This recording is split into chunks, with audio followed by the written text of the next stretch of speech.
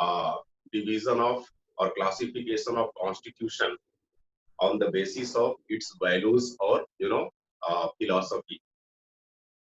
Because as per the basis of documentation or the forms of document, we saw the differences between the written constitutions and the unwritten constitutions.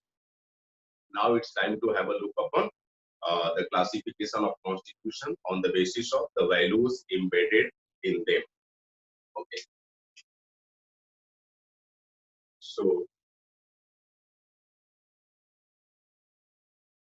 classification of constitution on the basis of values.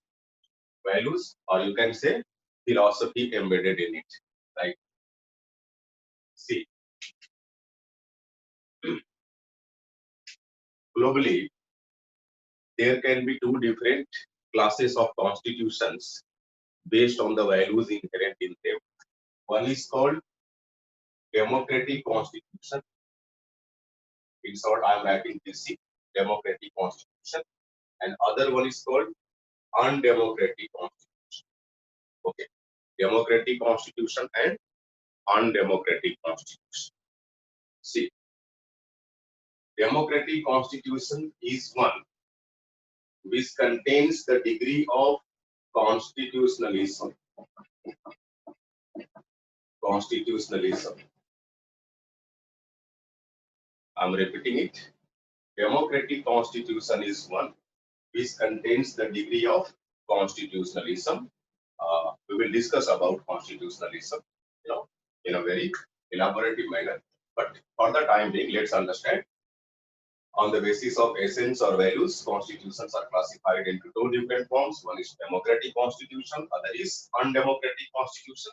Democratic constitution is basically the constitution plus constitutionalism, while undemocratic constitution means constitution minus constitutionalism. Means here exists no constitutionalism. See, so on the basis of constitutionalism, whether it is found in a constitution or not, we easily classify a constitution into democratic or undemocratic. Okay.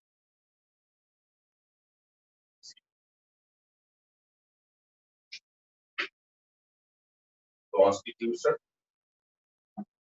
Try to remember this pattern. Constitution plus constitutionalism is equal to democratic constitution. Right? If a constitution lacks constitutionalism, it is merely an undemocratic constitution. Focus upon these two patterns. Constitution plus constitutionalism results in democratic constitution like ours, like the constitution of the USA, like the constitution of the UK, etc. But constitution minus constitutionalism simply results in undemocratic constitution like constitution of PRC, that is People's Republic of China, constitution of North Korea, constitution of Russia, etc. etc. Okay. Fine. Now, I hope you might have understood the basic difference between democratic constitution and undemocratic constitution. Democratic constitution means a constitution which contains the aspects related to constitutionalism. A constitution which contains the features demonstrating towards the values of constitution, that is constitutionalism. While undemocratic constitution lacks the degree of constitutionalism, lacks all those features corroborated to uphold the degree of constitutionalism. Anyway, now our concern is to know about constitutionalism. What is it actually? Okay. What is meant by constitutionalism in exact sense? So let me omit it first.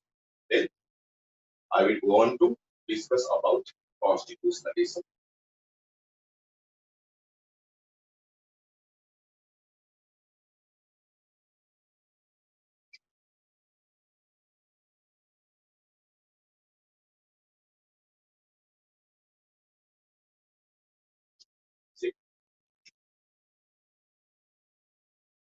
constitution on the basis of values or philosophy.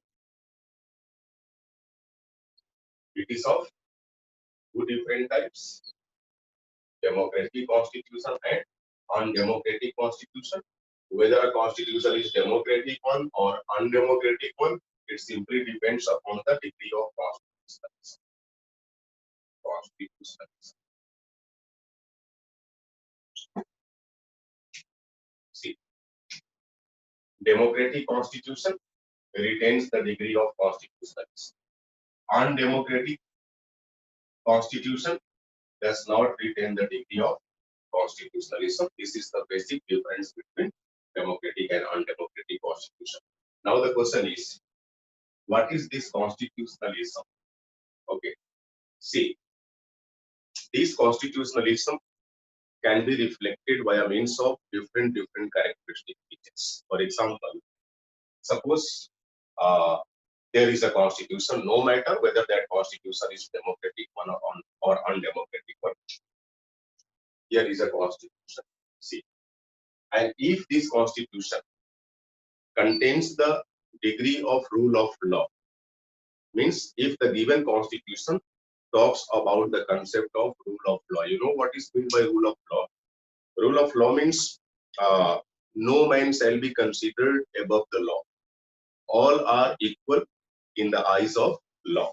You know, I mean, as a person, suppose, as a person, no matter how much you are going on high, or you can say, as you ever go high, whatever the position you attain in the eyes of law, you will be equal to others. You know, means in other words, you can say, no matter whatever the top stairs you have attained, you will always find that the law is always above you. This is what the fundamental meaning of rule of law. The main motive behind this concept, that is the concept of rule of law, is to establish the juridic equality. Okay, to establish the juridic equality means equality in the sense of law and order. Anyway, so if a constitution contains the aspects related to rule of law, you can say this constitution contains the degree of constitutionalism in the form of rule of law. Fine. Second, if a constitution contains the degree of, you know, freedom of speech and expression. I'm writing in blue. Freedom of, but you need to write it in proper expanded manner, like freedom of speech and expression. Secondly, if a constitution contains the issues related to freedom of speech and expression, if a constitution guarantees the right to freedom of speech and expression of its citizens, you will say that the constitution contains the degree of constitutionalism.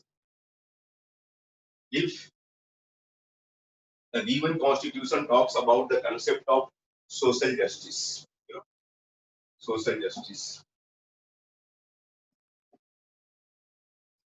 means if the provisions related to social justice are inherent in a constitution, you can easily say that yes, the state constitution has been crafted or formulated on the ground of what? Constitutionalism. Means they are the features. This demonstrates what's what? Constitutionalism. Not only this, a lot more provisions are there. Like suppose if the constitution talks about the concept of gender justice, right? Gender justice means if the constitution does not allow to make any sort of discrimination amongst the people or amongst the citizens on the basis of gender, okay, means males and females, they must be kept on level playing field. No discrimination should be carried out amongst the individual on the basis of their sex or gender, right? So if the constitution guarantees such thing, if the constitution ensures the guarantee of gender justice, you will say the said constitution talks about the degree of constitutionalism, right? If the constitution talks about, you know,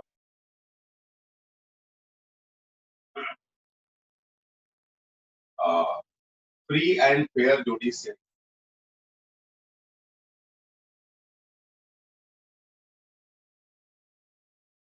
If a constitution talks about independence of judiciary, you know, you will say the constitution contains the degree of constitutionalism, independence of judiciary.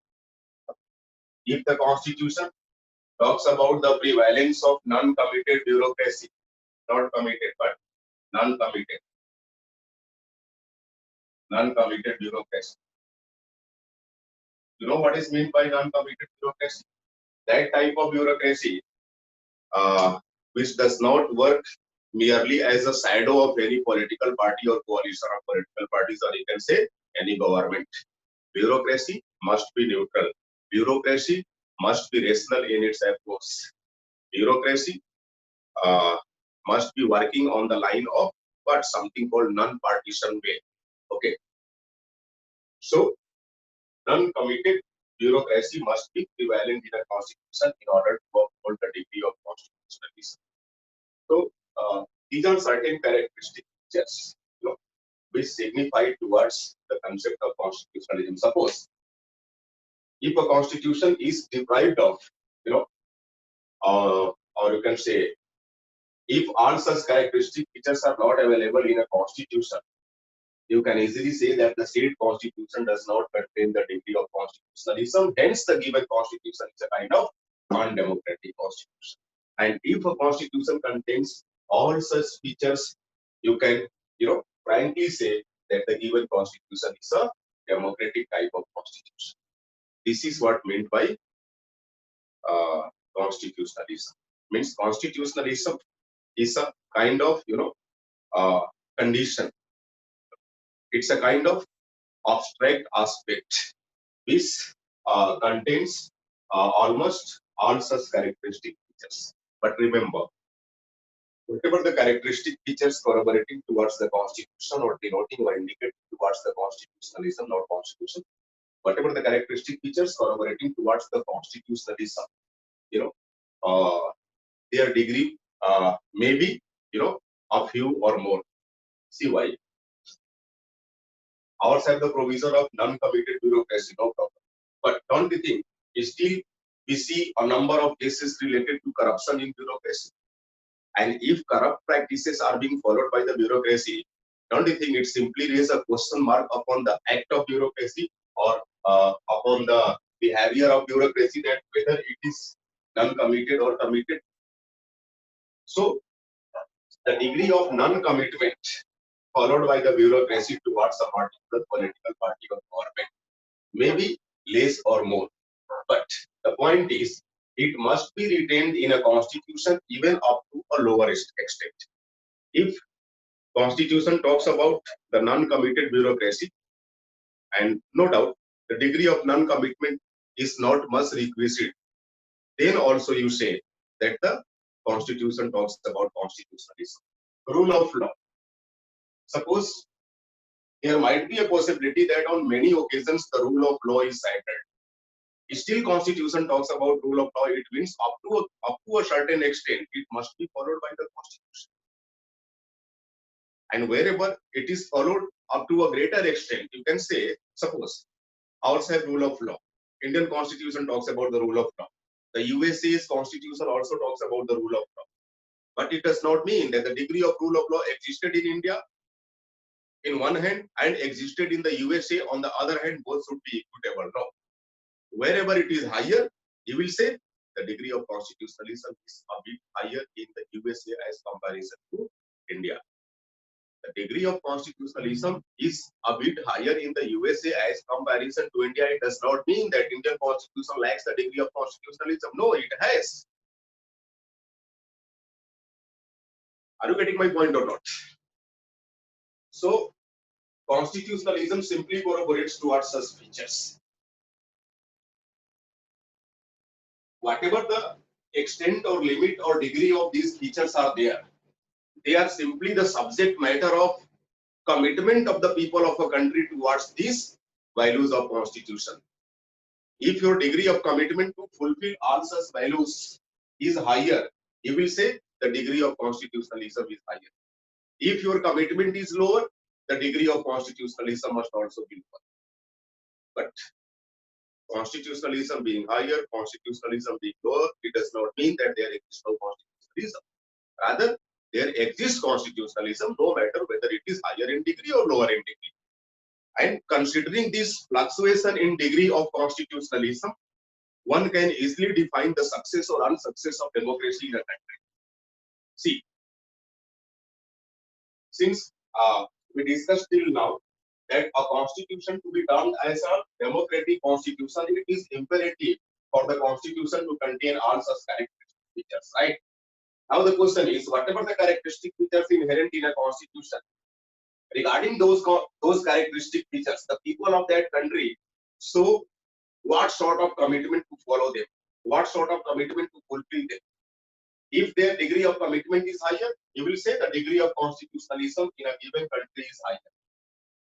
And if the degree of constitutionalism in a given country is higher, you will say the given country is more sound democratic one. Is it okay? See, suppose here is Indian constitution, here is US constitution, and here is UK's constitution. All these three constitutions are democratic constitutions. It means all these three constitutions contains the constitutionalism. It means all these three constitutions contains all such characteristics. Still, we usually say that the democracy in the USA or in the UK is more mature as comparison to what we find in India.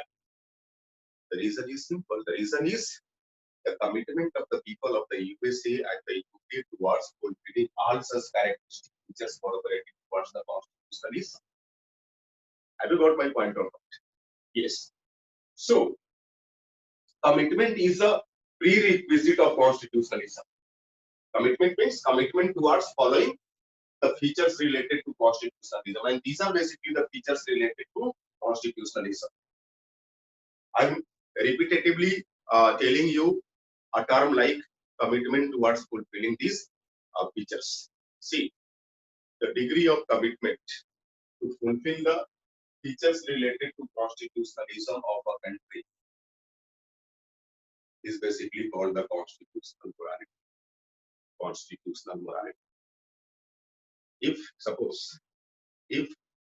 the people of India shows greater degree of commitment towards fulfilling all such characteristics, means people are suppose people have become more cautious to follow the rule of law.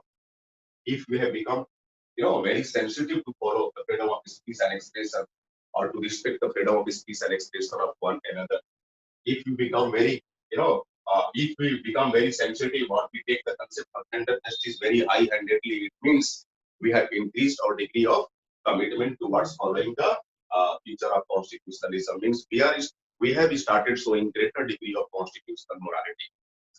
So, see, degree of constitutionalism may be varied in country to country. Okay, and what is the basic reason behind these variants, such variants of degree of constitutionalism? Nothing but simply the constitutional morality. Constitutional morality. And how such constitutional morality will be reflected? This constitutional morality will be reflected by a means of showing commitment towards the degree of constitutionalism. Showing commitment towards the features related to constitutionalism. Is it okay to all of you? So please write down in a single sentence, what is constitutional morality? Take down. Constitutional morality is basically the commitments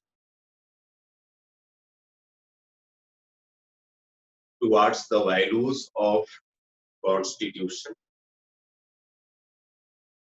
Commitment towards the values of Constitution.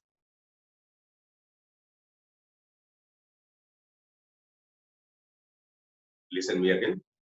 Constitutional morality means the commitment towards the values of Constitution. Here the values of Constitution can be reflected. Here the values of constitution can be reflected via means of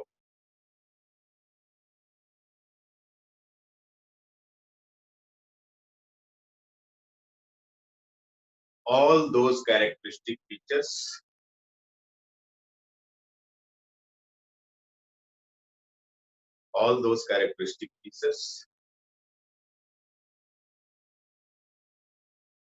these are there to formulate the degree of constitutionalism.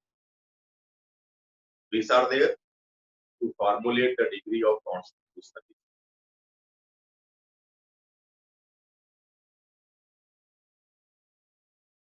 For example,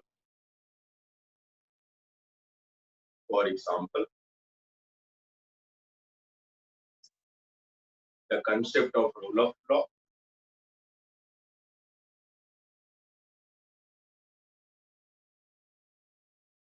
the concept of right to freedom of speech and expression,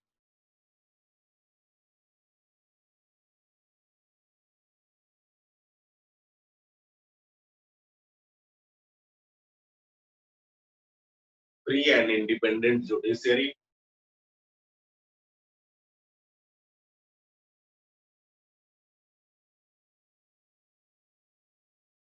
non-committed administrative structure or non-committed bureaucracy,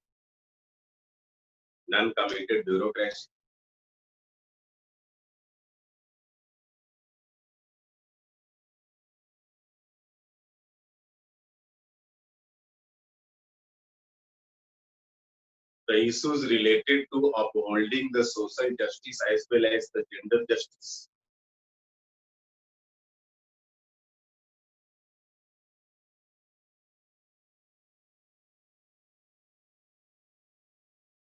Etc. Yes, that's it. This is all about the classification of constitution on the basis of philosophy embedded in it. Okay. So before proceeding on another visit, let's revise it. Today we have discussed about the second pattern of classifying the constitution. First pattern was basically based on documentation, and second pattern which we discussed today, it is based on values. It is based on philosophy, and on philosophical basis, on the basis of the values inherent in a constitution, constitution can be divided into two different classes. One is democratic constitution and other one is undemocratic constitution. Democratic constitution is one which contains constitutionalism, and undemocratic constitution is one which contains no constitutionalism. Is it okay to all of you? Yes. Second thing, what is meant by constitutionalism? Constitutionalism is basically an abstract orientation which contains, so many characteristic features. And what are those characteristic features? Those characteristic features are basically the concept of rule of law, means whether the given constitution talks about upholding the juridic equality in a country or not. This is what meant by rule of law. And if you remember, yesterday we have discussed that the concept of rule of law was given by the UK's constitution, isn't it? The rule of law as well as parliamentary form of government. Anyway, see, freedom of speech and expression. This freedom of speech and expression is basically a prerequisite to observe democracy in a country. If a country's constitution is devoid of the provisions related to right to freedom of speech and expression, it means the given constitution talks about no democracy. No democracy. And if the given constitution inherits the concept of or contains the concept of freedom of speech and expression, it means the state constitution properly talks about the prevalence or existence of democracy. Okay. So freedom of speech and expression is basically the foundation stone of democracy to install or exist. Third one is social justice. Whether a state constitution talks about the provisions related to maintaining social justice in a country or not. If it talks about that, it means there exists constitutionalism, otherwise not. Whether a constitution talks about gender justice or not. If the state constitution talks about the gender justice, it means it contains the degree of constitutionalism. Whether the state constitution makes the provision for the existence of independent or fair judiciary or not. If yes, it means constitution has been talked about. Sorry, constitutionalism has been talked about.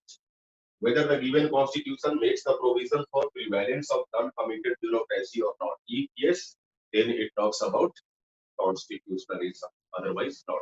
So remember, wherever you find an undemocratic constitution, this constitution is completely devoid of all such characteristic features. So don't you think these are those characteristic features which are there to retain the degree of constitutionalism? Is it okay? So, in the given manner, you need to define what is meant by constitutionalism. Fine. See, one thing more.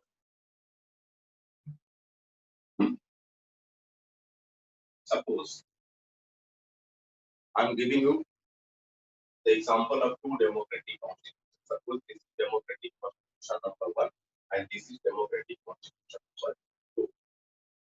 See, if somebody says that the degree of democracy in this constitution, that is first constitution, is greater than that of the second one.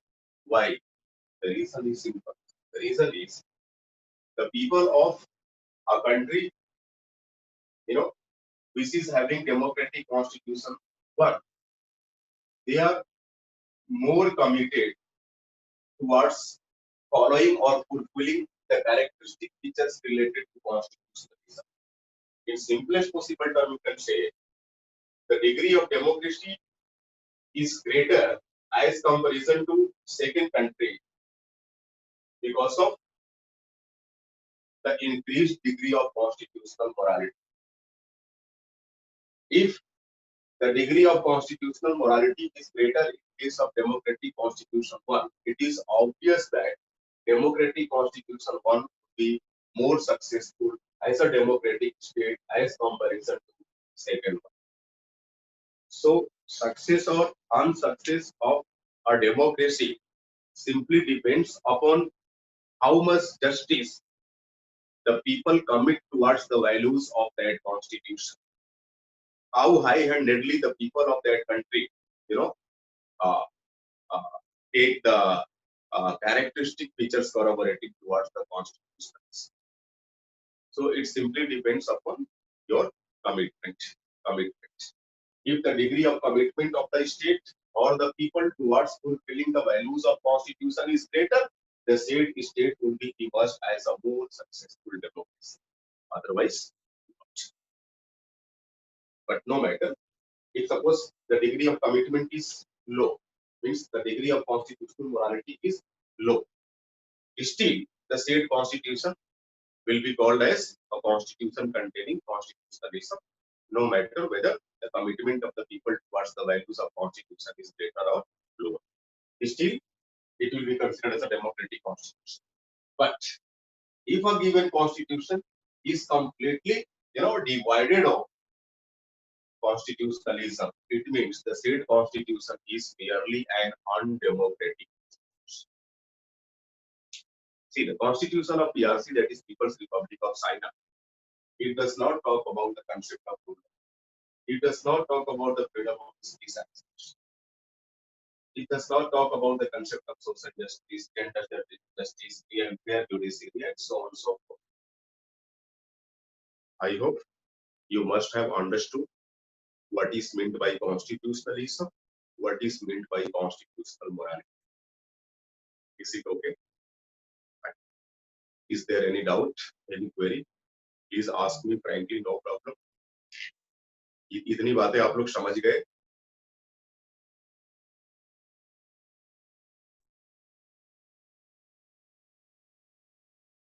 Can you hear me? Yes, sir. कोई doubt इसको समझने में कुछ पूछना हो तो पूछ लीजिए.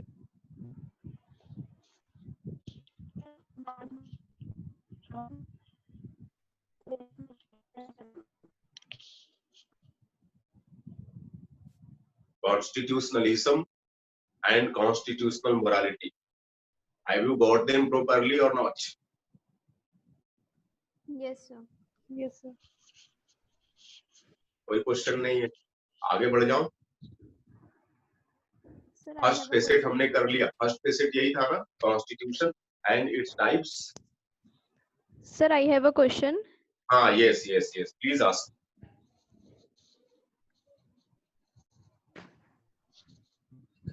Yes, ask please.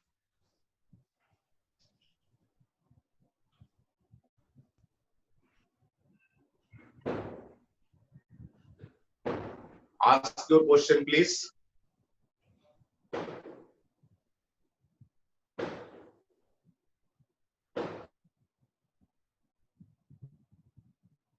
I cannot hear you. No voice is coming from your side.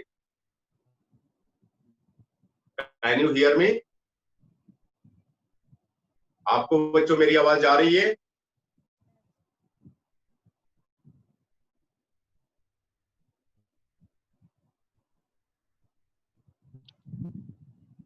कोई क्वेश्चन आपका?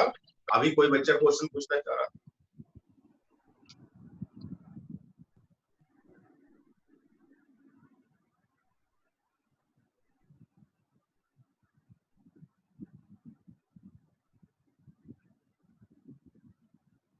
Ask please.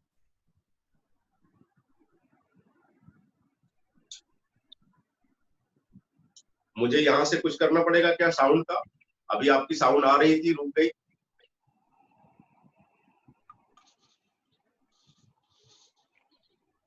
आप मुझे सुन पा रहे हैं?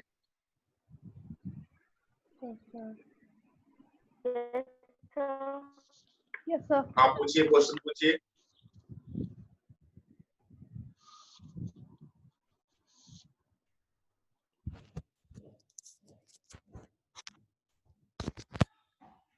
Sir, हाँ I want to ask a question. हाँ, yes please go ahead. Sir, you tell yesterday that UK has unwritten constitution. There is no written provision.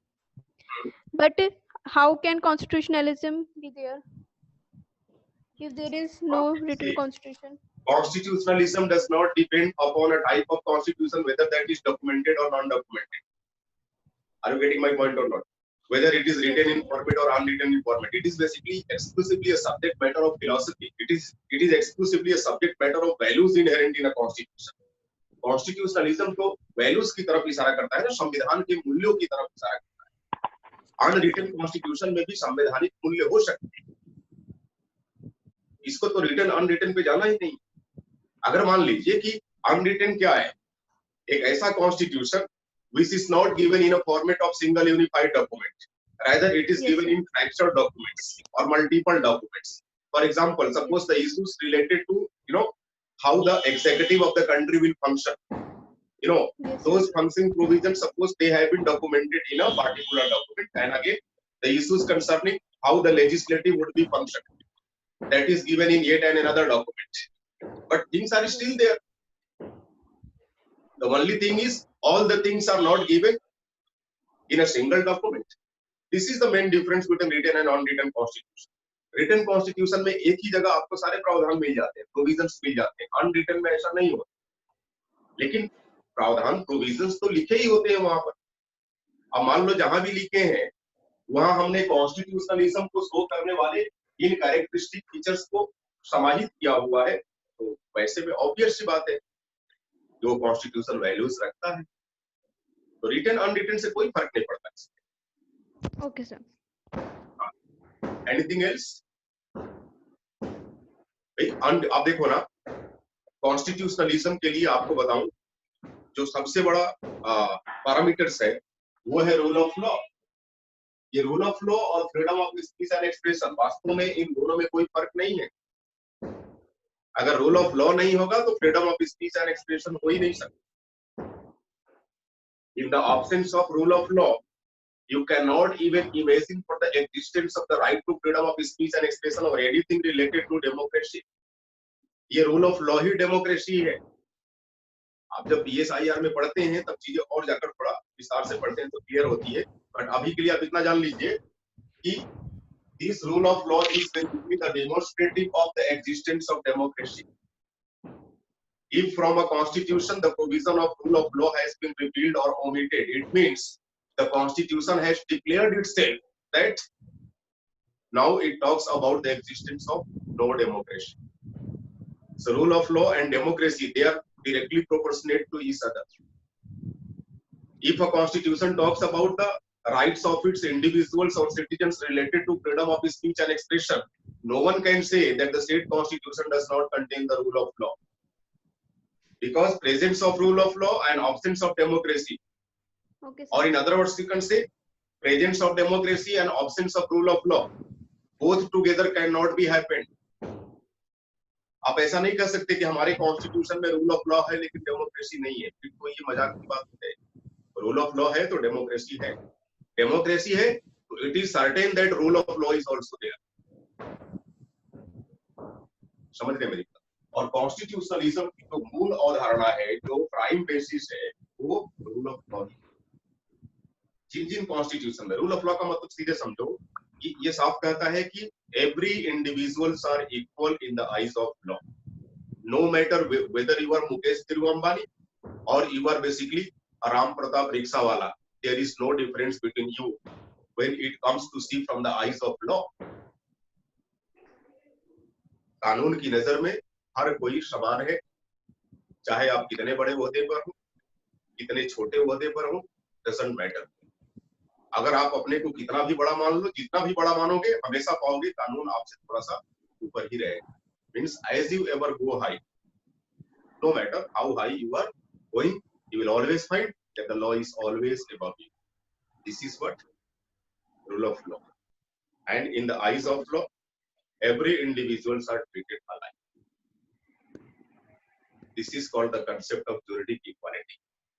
Indian Constitution talks about rule of law. Don't you think in the eyes of law every individuals are equal? आप किसी की murder करोगे और आपको आजीवन कारावास की सजा सुनाई जाएगी, तो आपको बताऊं देश का बड़ा से बड़ा आदमी भी अगर ये कांड करेगा तो उसे भी आजीवन कारावास की ही सजा होगी। ये नहीं कि वो बड़ा आदमी है तो उसको पीठ थपथपा के छोड़ दिया जाएगा या लाख 2 लाख रुपए उससे जुर्माने लेकर छोड़ दिया जाएगा, ऐसा नहीं। कानून की नजर में हर कोई बराबर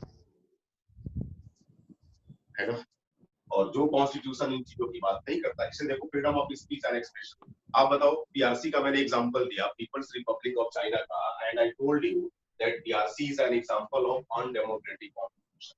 means the Chinese constitution is an example of undemocratic.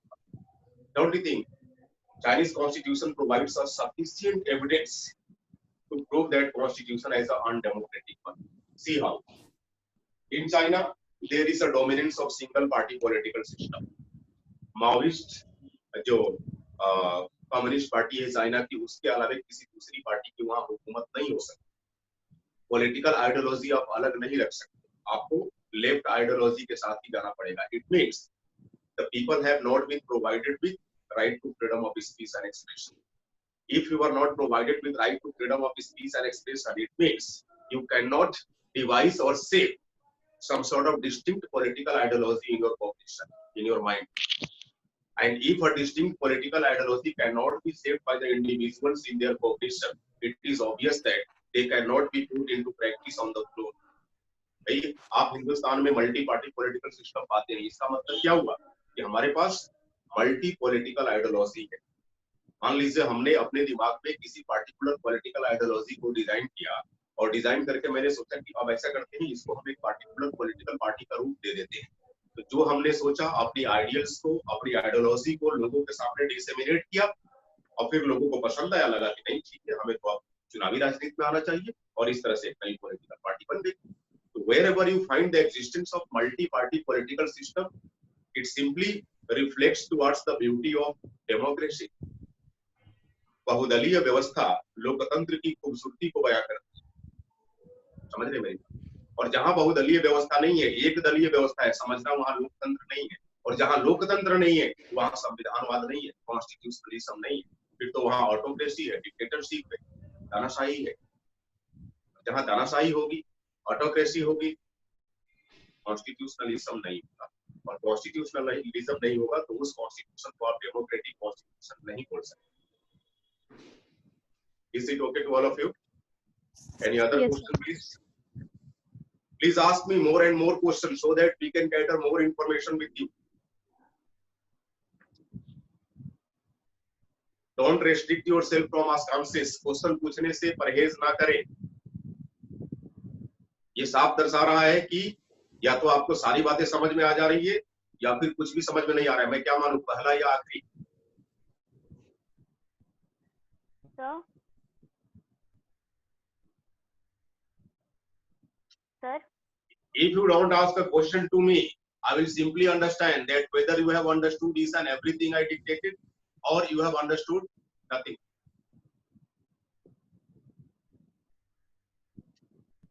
What should I believe, the first one or the latter one? A particular political party is in government in a state. Okay. Here it is always expected out of bureaucracy that the bureaucracy would remain neutral, no matter what is the change in politics at state or center. अब ऐसा नहीं कि कांग्रेस की party आ गई सरकार में तो जो भी प्रशासनिक महकमा है अब वो कांग्रेस का पिछलग्गू बनकर काम करने लगे और फिर आगे बीजेपी की गवर्नमेंट आ गई तो बीजेपी का पिछलग्गू बन जाए. अगर ऐसा कर रहा है तो समझना कि ब्यूरोक्रेसी कमिटेड है. ब्यूरोक्रेसी कमिटेड है. और अगर ऐसा नहीं कर रहा है, चाहे भाजपा की सरकार आए, कांग्रेस की आए, ब्यूरोक्रेसी बिल्कुल तटस्थ बनी रही, न्यूट्रल बनी रही. Neutrality of bureaucracy is basically called the non committed bureaucracy. Non committed is simply mean by neutrality. Okay, Is sir. it okay? Yes. Neutral bureaucracy. Anything Okay, sir. else? See, the Constitution of India explicitly makes the provision for the bureaucracy to exist neutral, to remain non-committed. Okay, and if it starts showing commitment towards a particular political party, it means it is going against the very degree of constitutionalism given in Indian Constitution. And in that situation, it is judiciary which can come forward to make a guard upon the act of executive or bureaucracy. Anything else? क्योंकि देखो Indian constitution में या कहीं भी जहां भी democratic constitution होगा, constitutionalism के साथ कोई कॉम्प्रोमाइज नहीं हो सकता. अभी हाल फिलहाल में आपने एक न्यूज सुना होगा, यूपी गवर्नमेंट में जब सीएए को लेकर एजिटेशन चल रहा था तो उत्तर प्रदेश के तमाम शहरों में कुछ तोड़फोड़ किया था कुछ अराजक तत्वों ने, मिसक्रिएंट्स ने, और यूपी गवर्नमेंट ने उन सबके फोटो चस्पा कर दिए थे पब्लिकली, है ना. ठीक है, वो सब अधिकांश उसमें गुनहगार थे जो उदंडता किए थे, आगजनी वगैरह किए थे, सरकारी संपत्ति का नुकसान पहुंचाए थे, पब्लिक प्रॉपर्टी को उन्होंने नुकसान पहुंचाई थी. बावजूद इसके पब्लिकली उनका जो फोटो लगा दिया गया उसको ऑनरेबल इलाहाबाद हाई कोर्ट ने गवर्नमेंट को फटकार लगाई. You can not do such things. Why? Because you are simply trying to put encroachment upon the individual's right to privacy. And Article 21, whatever the things you find under Article 21, that is right to life and personal liberty, they are simply related to the values of Constitution. And the values of Constitution can never be, allowed to get compromised. और judiciary वहां सामने आई और finally UP government को फटकार लगाई और वो सारे पम्पलेट्स होर्डिंग सब हटा दिए गए. ये होती है कद्र constitutionalism, values of constitution. We have the provision of rule of law and not the rule by law.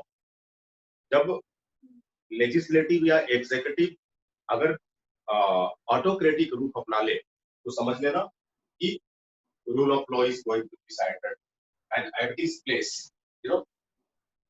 its substitution, that is rule by law, is coming in. Rule by law is not a not a characteristic feature of constitutionalism or value of constitution. Rather, it's the rule of law which is the characteristic feature of constitutionalism or values of constitution. Yes. Anything else?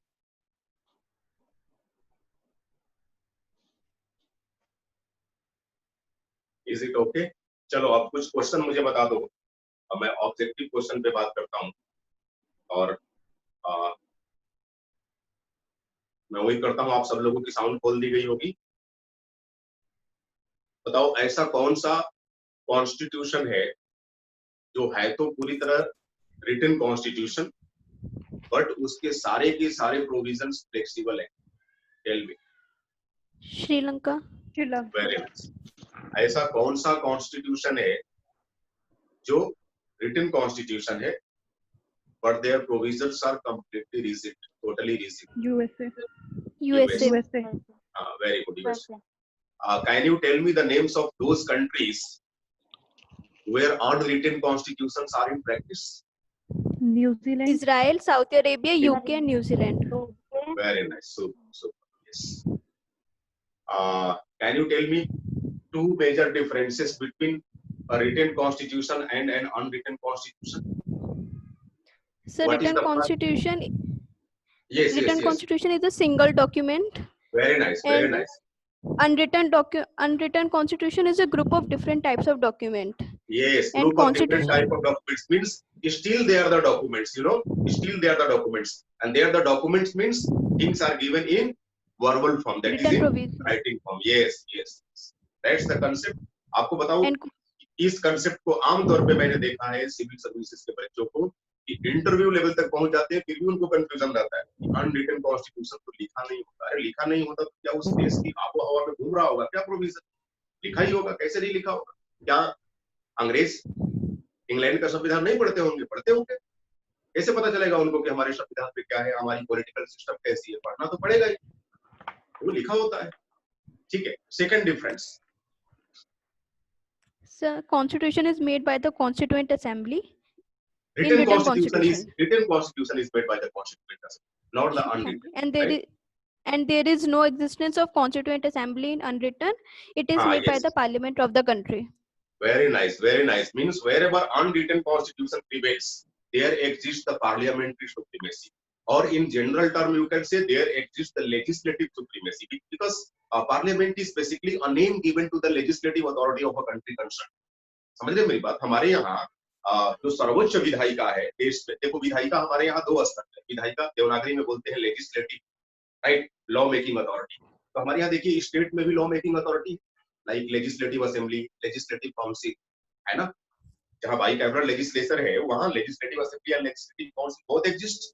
जहाँ unicameral है only legislative authority, legislative assembly exist. Anyway, that legislative assembly और legislative council they are basically called the state legislature.